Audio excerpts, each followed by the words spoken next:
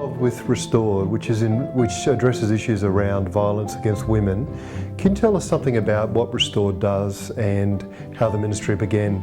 Yeah, sure. So Restored is an international Christian alliance to transform relationships and end violence against women. And really we exist to answer two questions of where is the church and where are the men when it comes to ending violence against women. With 1 in 3 women globally suffering violence in a lifetime, it's a huge issue. And really what we want to do is to break the silence, shame and stigma in the churches around this issue and get the churches to be able to respond effectively and appropriately where they see abuse. Now in some countries, domestic abuse is one of the biggest issues and the church really is patchy at best in its response to that. There's some great work going on and it's to be encouraged, but generally the church is not being consistent in its approach and not really addressing the issue. And at Restored, we want to encourage the church to be able to respond.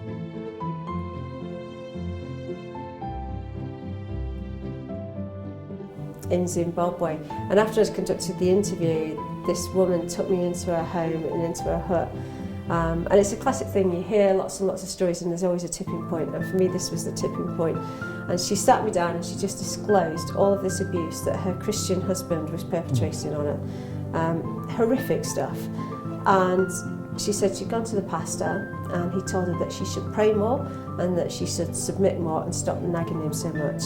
And she said she'd done all of that and nothing had changed.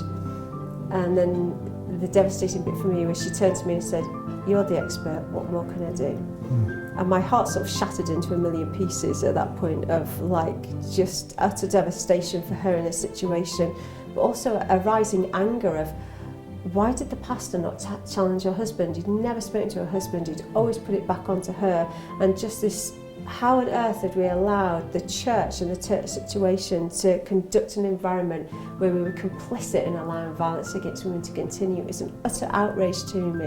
And I spent 2 hours travelling back to the city centre, sort of raging at God of why was this allowing to happen in His church, and God saying, "Well, what are you going to do about it? You know, time to step up."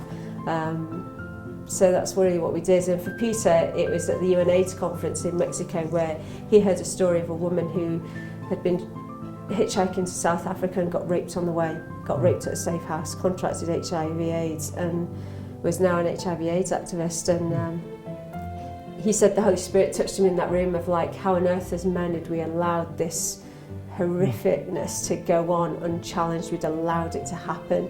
And he came straight out of that room and targeted me and said we needed to do something about it. So I was already there, it was yes, let's do something. So that's where we researched for a couple of years, wanted to see who was doing what where and in what locations, because we didn't want to duplicate it. But like I said, found pockets of good practice, but we wanted to see an overarching approach where we shared resources with churches and for churches and then filled the gaps where there was none.